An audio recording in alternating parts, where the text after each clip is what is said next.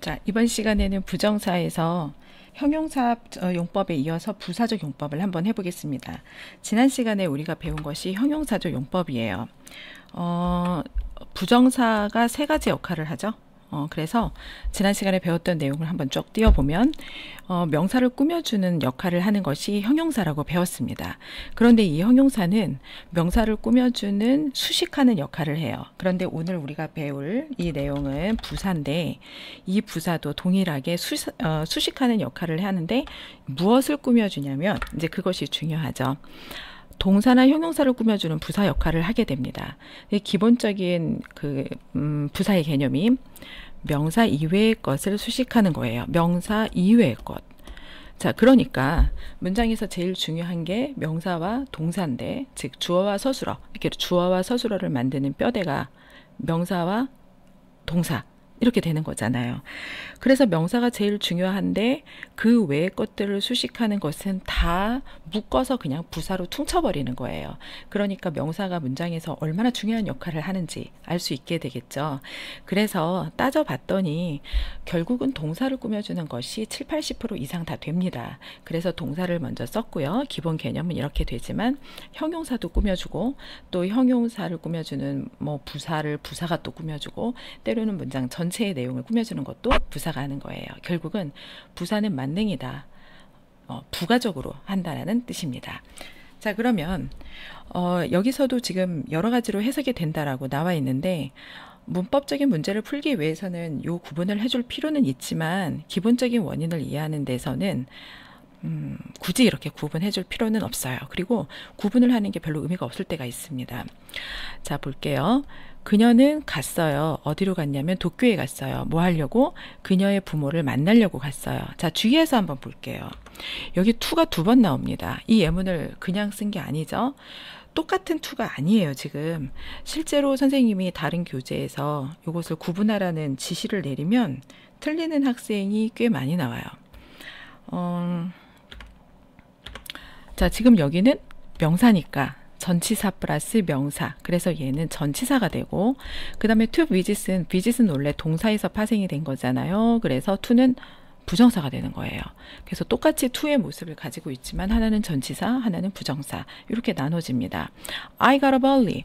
여기서도 get up이 자동사로 문장이 완성이 됐습니다. 그런데 왜 일찍 일어나니? To get ready for the game. 게임을 준비하기 위해서 일찍 일어났어요. 그러면 여기서도 목적을 나타내는 거죠. 뭐뭐 하기 위해서. 그래서 목적을 나타내는 경우가 거의 70%의 해석을 차지하게 됩니다. Everybody was surprised to see him. 그를 보기 위해서 놀라게 되었다라는 것은 좀 이상하죠. 그래서 모든 사람이 놀라게 되었는데, 자, 모든 사람이 존재했는데 놀라게 되어진 상태로 되었죠. 요 이들을 붙이는 것은 분사에서 공부를 하면 됩니다. 그를 보기 위해서는 좀 이상하고, 그를 보고 나서 보게 되어서 원인과 이유를 나타내는 거예요. I'm sorry. 자, 여기 오타난 거예요. I'm sorry to hear the bad news. 나는 참 미안해. 이런 뜻이 아니에요. sorry는 감정을 나타내는 표현인데 유감이다라는 뜻이에요. 마음이 그렇게 편치 않다. 그래서 좀 불편하다. 왜 그러냐면 그 슬픈 소식을 들어서. 자, 이것도 슬픈 소식을 듣기 위해서 마음이 불편할 필요는 없잖아요. 자, 그래서 두 번째 원인으로 해석이 되는 걸 봤고, 한글 is not easy to read and write. 한글은 읽고 쓰기에 쉽지 않대요. 이건 좀 이상한데. 이거는 바꿔야 되는데. 한글처럼 쉬운 게 어디 있을까요?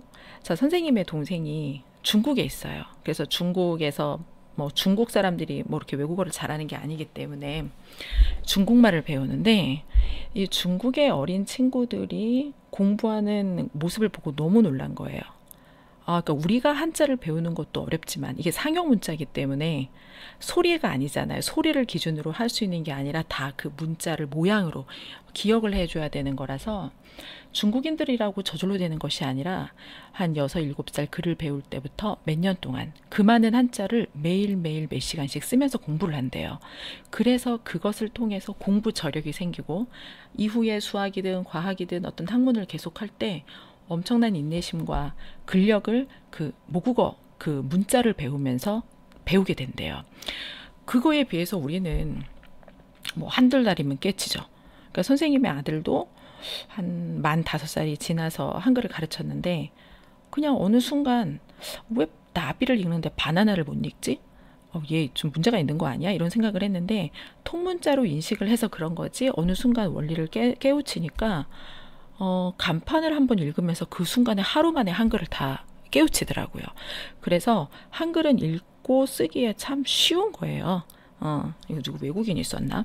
자, 그래서 난 이거 낯을 지우고 싶은데 되게 우수한 문자입니다. 여러분, 언어와 문자는 같은 게 아니에요.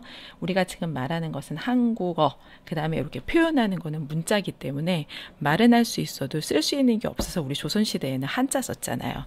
그래서 지금 이렇게 한글을 쉽게 쓸 수 있는 거기 때문에 감사하면서 공부를 해야 되고, 자, 이것을 지금 왜 선생님이 길게 설명하냐면 영어를 비교해 주려고 그래요. 영어는 그 알파벳과 그러니까 문자와 표기가 우리의 말과 표기가 일치되는 언어가 아니에요.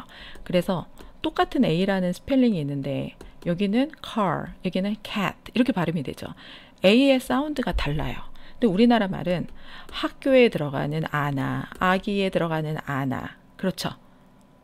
똑같이 하, 아, 학, 아 똑같은 음가를 가지고 있어요. 여기서 핵 이렇게 하는 것은 뭐 선생님이 어렸을 때 할머니가 학교 다녀왔나 이렇게 이제 사투리를 쓸 때 그럴 때 빼놓고는 문자로 표기하는 것이 발음이 다 똑같기 때문에 영어를 스펠링 외운다는 게 쉽지 않아요.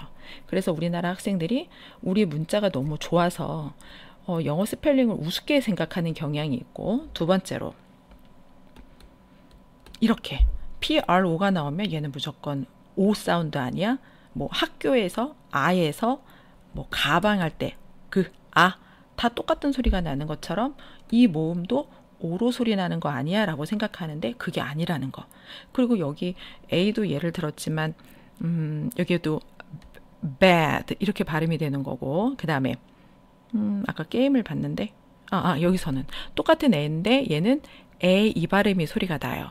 game 이게 아니라 game. 그렇죠. 그래서 이 A 하나도 여러 가지 소리가 나기 때문에 영어는 스펠링을 발음과 연결시켜서 외워줘야 된다. 짧은 코너였어요. 자, 그 다음에 많이 주의해야 되는 해석이 앞에 것은 의미를 살짝 바꿔도 그냥 넘어갈 수 있는데 제니는 자랐대요. 피아니스트가 되기 위해서. 자, 우리가 어떤 꿈을 갖고 있지만 그것대로 되는 게 아니잖아요. 그래서 이 경우에는 자라났는데 결국은 피아니스트가 되었다. 이렇게 이해하면 돼요. 자, 원어민이 생각하는 관점을 좀 볼게요. 지금 계속해서 이 to가 이 앞에 있는 동사보다 나중에 일어나는 일이에요. 미래지향적인 의미가 있다. 다시 한번 이거 꼭 기억해 두세요. 무슨 의미? 미래지향적인 의미가 있다. 그래서 도쿄를 갔는데 부모님을 만나게 되어요. 여기서 색을 좀 선생님이 다르게 표현을 해주겠습니다.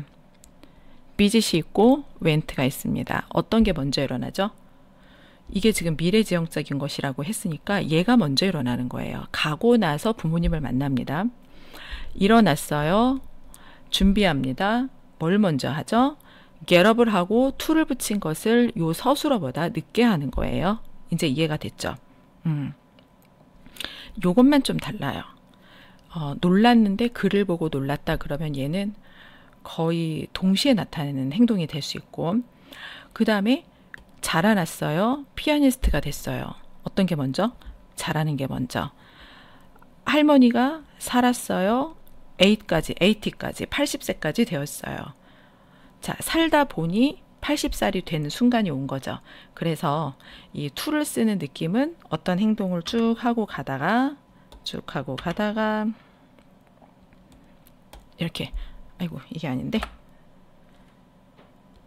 다시 한번. 오케이. 자, 이렇게 가다가 어떤 행동, 이렇게 동사가 나타냈을 때 시간 차이가 존재할 때 미래지향적인 성격으로 to를 쓰는 겁니다.